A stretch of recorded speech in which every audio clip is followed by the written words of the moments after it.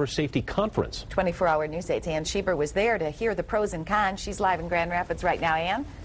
Good evening, Susie. Good evening, Brian. Starting March 30th, Michigan law limits the number and kinds of passengers teens can have in their car. It's all part of a big push to eliminate distracted driving, and these teens this afternoon were revved up about it.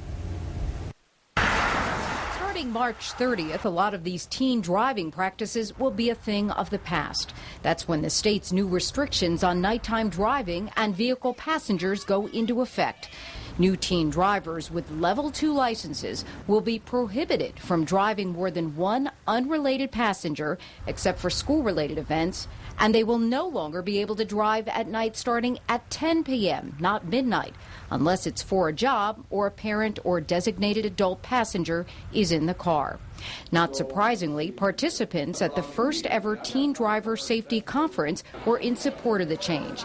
But it didn't come easy, according to the bill's sponsor. The way the bill ended up is good. It could be a little bit better, but we made a very significant advancement for the state of Michigan by what we did do. The point hit home from high school students from Portland.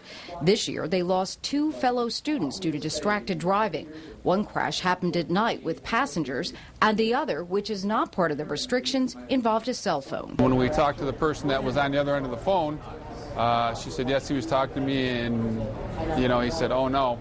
That's the last thing he said, and he hit a tree, and unfortunately, the young man's dead. Sponsors of the new limit say some of the biggest opposition came from parents.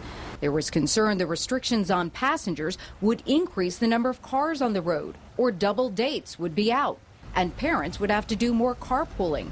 But the thought amongst these teens regarding upset parents was universal. It's better them having to drive their kids than losing their kid for it. Lawmakers are hoping someday to ban teens from using cell phones in their cars at all.